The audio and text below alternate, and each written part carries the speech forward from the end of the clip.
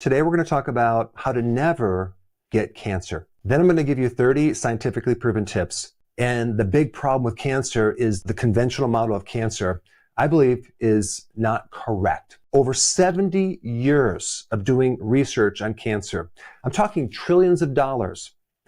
The 5-year survival rates have not budged. And also there's not a lot of enthusiasm funding alternative research other than if it's chemo, radiation, or surgery. Now that's a big problem, especially if you're trying to avoid or prevent cancer. To be able to prevent cancer, you have to really understand cancer and exactly what it is, because the medical model says that cancer is a mutation. It's a spontaneous mutation of your DNA, and that basically means some alteration or change in the blueprints of your cells. Then the solution is to kill those cells and destroy those cells with chemotherapy, radiation, surgery. And that's pretty much the model of what the conventional viewpoint of cancer is. So that's conventional over here, okay? Let's take a look at another viewpoint on cancer, the metabolic viewpoint on cancer. And so in that model, you don't first have a genetic mutation. Instead, you first have damage to the mitochondria. That's the little energy factories in the cell as the first thing that happens. And then you might get a mutation down the road over here. What I'm trying to do is I'm trying to give you the foundation behind cancer of what it is, because if we don't really understand the foundation of it, all of these recommendations are not going to work because it's based on the wrong problem. What is a cancer cell? It's a cell that has lost its ability for the mitochondria to work correctly. The cancer cell has hijacked it. One really important thing about the mitochondria is that it needs oxygen to work. But with cancer, it can live without oxygen. And if we go back in history and look at the primary driver of what's really going on, the purpose of this whole thing is that these cells are just trying to survive. And they had to survive in different environments. In relationship to oxygen, they actually created a plan B. They created this other system of getting energy, and that's called fermentation. And this is why when they diagnose cancer and they try to evaluate it, they use what's called a PET scan. A PET scan is looking for areas in the body where there's this hyper metabolism of glucose, and it kind of lights right up because this cancer cell is fermenting like crazy, and it's hogging all of this sugar like a huge vacuum cleaner, just trying to suck all this sugar to try to get energy. It's trying to survive. And so then the PET scan is scanning the body to see what areas are in this hyper metabolism of glucose or fermentation. First, you're going to get damage in the mitochondrial cells in a certain organ, okay? So let's say, for example, you're a smoker and you have smoked for many years and all the smoke is going into your lungs. And then one day you get a virus, you get pneumonia. Pneumonia now is acting like a spark. So now you develop lung cancer. Another big trigger could be low amounts of vitamin D, since vitamin D is like the master regulator of the immune system. And then you let your vitamin D drop too low. Now that could be the trigger to colon cancer. So now let's go through the things that you can do to actually avoid cancer, okay? Let's start with number one, vitamin D. And it's very important in controlling your entire immune system. There are a couple different cells, so actually there's quite a few different cells in your immune system that directly target cancer cells. There's some great data that shows that in order to shrink tumors, you need to get your vitamin D blood levels above 90, but I would keep your vitamin D levels between 60 and 80 at the very minimum. That way we can keep enough immune support, because conventionally, what they're doing is they're using chemo and radiation, and they're also killing off your immune system. But if you kill off the immune system at the same time, what then is going to prevent it from coming back? Because there's always a small amount of cancer cells that survive the chemo. We really need to maintain a strong immune system with vitamin D, okay? Number two, cold therapy. We're adding a stress to the body that forces our body to make a lot more mitochondria. Just think about what happens when you go into this cold immersion tank or you take a cold shower. Your body has to maintain 98.6. You just got into a cold tank. It's 50 degrees or 40 degrees. It's freezing. What does your body have to do to maintain that temperature? It has to cause that mitochondria just to work like crazy, not to make energy, but just to make heat to counter that. So it's a massive stress on your mitochondria that then causes the mitochondria to adapt and become stronger. Intermittent fasting is probably the most important way to prevent cancer. And I'm talking about 2 meals a day, 1 meal a day. You go maybe once a month, 3 days, or even 5 days of no eating. If we're talking about damaged mitochondria being at the heart of this problem, then you would want to clean up all the damaged mitochondria. The best way to do it is through a condition called autophagy, which is a condition where your body is recycling old damaged cells and cell parts and mitochondria and turning those into new ones. So this is super therapeutic to constantly generate new mitochondria, and it's one of the best ways to prevent cancer, especially since cancer originates at the mitochondria. Number 4, if you're grilling steak or meat on the grill, that charring of the meat and the fat is carcinogenic to a certain degree. But if you add some herbs, garlic, thyme, sage, or even onions, you just countered that carcinogenic effect. And this is just a real simple thing to do because these herbs have all sorts of plant-based chemicals that protect you against cancer, but they also support the mitochondria. Number 5, if you're getting a CAT scan or x-rays, you're getting radiation, something called ionized radiation. I used to be an x-ray tech. I used to do portable x-rays at nursing homes for many years, and I never wore a lead shield. I was exposed a lot to radiation. I was stupid. I should have done that. I've had just a ton of dental x-rays. I've had a lot of CAT scans because I had kidney stones long ago. So I have had a lot of radiation, which is something that can actually damage your mitochondria, right? Maybe request not to get an x-ray so frequently. And if you do get an x-ray, make sure you shield that thyroid. And also, if you're going to get a CAT scan, see if they can do an MRI or an ultrasound just to reduce the radiation. Okay, next point here is folate. When you have a folate deficiency, it's very similar to being exposed by radiation as far as the damage on your DNA. So just make sure you have enough folate. You can get folate from dark leafy green vegetables, or even liver has folate. Number 7, methylene blue. It's one of the first drugs that was ever created. It's actually a dye. It's made synthetically from petroleum, but it does some really interesting things to your mitochondria. The pigment in this methylene blue helps to absorb some of the free radicals from the electrons that are being generated in the mitochondria, and it protects you. Kind of take it in an intermittent way. And this is true for a lot of different therapies, whether you're doing intermittent fasting or intermittent cold therapy, because if it's adding a little bit of stress to the body, then you can pull back and let the body recover. It's just a better way to take things, including the methylene blue. Number 8, prolonged fasting. Prolonged fasting is probably the most powerful out of any of these things right here. In fact, if you had cancer, especially if you had like a stage 4 cancer that it's spreading and it's like serious, like the only thing you can really do at that point is prolonged fasting. And I'm talking fasting for 20, 30 or more days in a row. The problem with that is that you might be very, very thin and fragile and old. And the point is that you might not be able to survive that. So you'd want to do what you can do and then pull back, kind of go back to eating and then do fasting. But it's not just prolonged fasting you're going to do if you had cancer. You would layer it on different herbal remedies. But I just wanted to kind of put more attention on prolonged fasting right here. Number 9, the ketogenic diet, low carb. Why? Because what the keto diet does is it helps to correct insulin resistance.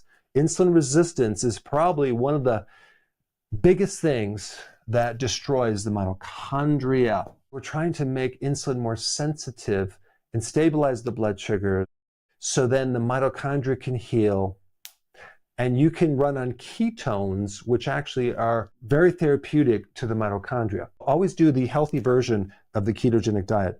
Number 10, avoid snacking. Well, that probably would be covered in this intermittent fasting, but I just wanted to make another point about snacking, of what that's going to do. I would say out of all the things that a person could do that actually ends up creating insulin resistance, yes, carbohydrates, but it's also the frequency of eating.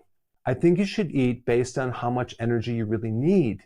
And so this really is an individual thing, but it's going to protect the mitochondria if you just give it the fuel it needs and then make sure you exercise at the level you need to use that fuel and not go crazy and overdo it. Next one right here is omega-3 fatty acids. That would be like cod liver oil or fish oil. This is very important to prevent inflammation because if you're doing a lot of seed oils with omega-6, they're highly inflammatory.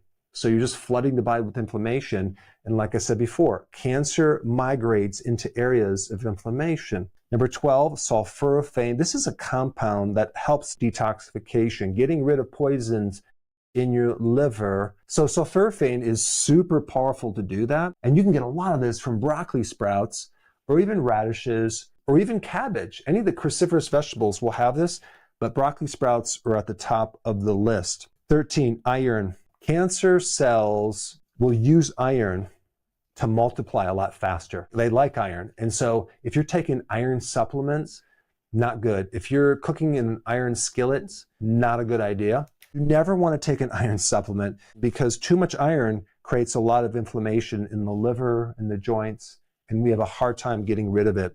Number 14, selenium. This is the trace mineral. You don't need a lot, but that helps you get rid of hydrogen peroxide in your body, which can create damaged tissues. It's also important in certain parts of the immune system, also to help build up antioxidants like glutathione. So selenium is in shellfish and Brazil nuts. So that can help you. Number 15 is magnesium. You cannot make energy without magnesium. And the mitochondria depends on magnesium, so it's super important. So having enough magnesium from leafy greens, pumpkin seeds, and even avocados. It's kind of hard to get magnesium from the diet. I take it as a supplement, and I have the powder. I dissolve it. I take it in the evenings before bed. The hallmark symptoms, which is the leg cramps and the toes that cramp, it also can create restless legs and a lot of other issues. But anything muscle spasm, you need magnesium. 16 is something called NAD. This really is something in the mitochondria that helps in the extraction of energy from the food. And the precursor for this is niacin B3. So as we age, we get less NAD. And a lot of people take B3 for cholesterol, but it's just another key nutrient that can support the energy production in your mitochondria. If you're going to take B3, I recommend you take the one that gives the flushing, but don't take a lot at first because it might scare you because you're just going to have this huge flushing reaction. Just take maybe 50 milligrams to start off and just see how you do with that. I feel much better when I take B3.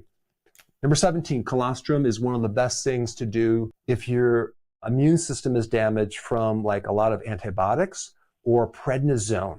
I had a lot of antibiotics myself and a lot of prednisone. So there was one point where I was on colostrum. It's a great thing for the immune system because colostrum is like in the first part of milk. And you have probiotics, you have all the immune factors. You literally have your mom's immune system in that colostrum. And it's in the first few days of the breast milk. But if you haven't been breastfed, you might have some weaknesses within your immune system. So you want to get it from an animal. And you can take some in a powder or pills. And it can help support your immune system, which is indirectly going to help reduce the risk of cancer. Number 18 is AHCC. And the reason I bring this up, it's a very interesting remedy for certain viruses, herpes, but it also is a potent trigger for a certain immune cell in your body called the natural killer cell, which has two jobs. One is to kill viruses, and number two is to kill cancer. And since we're talking about the natural killer cell, we have to talk about beta-glucans, very potent trigger of the natural killer cells. And you can get this from certain mushrooms. The reishi mushroom, very potent, and the shiitake mushroom are loaded with beta-glucans, and they can greatly help your immune system, specifically the natural killer cells, that go after cancer. And then we get to pomegranate. Pomegranate is fascinating. It has a compound that really reduces inflammation, which can then help the mitochondria and also inhibit the spread of cancer. Chamomile tea has a very interesting compound called apigenin, which decreases a certain cell called CD38, okay?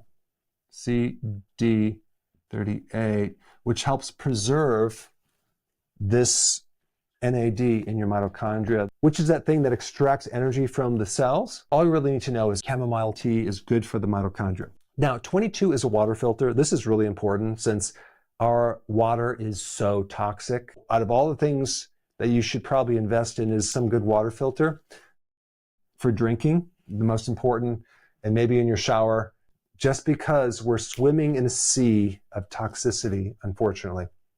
All right, number 23 is forest breathing. What is that? It's walking through a forest where there's pine trees. The pine trees give off this certain vapor that actually improves our immune system. It actually increases that killer T cell that can help kill cancer as well. It's very therapeutic too, just from reducing stress, getting more oxygen. I always feel really good when I walk through a forest. Let's talk about green tea. Green tea has something in it decreasing what's called angiogenesis, which means the cancer cell is like hijacking and trying to get blood flow and resources by developing new capillaries in the vascular system. Well, green tea actually inhibits that process. All right, number 25, black seed oil. One of those remedies that just works on so many different things. It's a powerful antioxidant. It has research to help inhibit certain types of cancer, and it also supports the mitochondria. What a coincidence. 26, 27, 28, all increase oxygen. Remember, we're trying to get rid of the areas of your body with hypoxia and just flood the body with a lot of oxygen. So exercise is the absolute best thing. Different types of exercise, long walks, high intensity interval training, and also occasionally if you do hyperbaric, that can really push oxygen into the tissues deeper. But then if you do hypoxia training, you're actually restricting oxygen, whether you're climbing a mountain or using that mask where you restrict the air. What'll happen, you're doing it only for maybe 10 seconds or 30 seconds, but then you have a rebound effect where now the cells are going to adapt and you're going to have more capacity to carry oxygen. So I think to get more oxygen, sometimes you have to do intermittent hypoxia training. I think this is one of the best therapies. I'm doing it right now. It's amazing.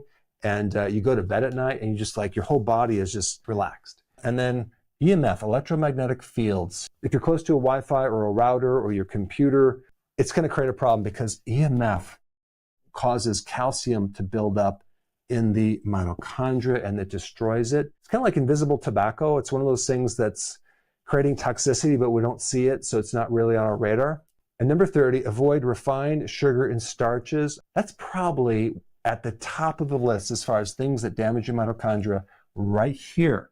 So you need to stop consuming these because it's literally setting you up for cancer down the road. And I hope you have a greater appreciation for what to do to avoid cancer. And parallel to this topic, I have over 280 different videos on it. It's vitamin D. And out of all those videos, the most important one relating to vitamin D is this video right here, which I highly recommend you watch right now. Click this video right here. Check it out. Yeah, this one right there. Click it. Watch it.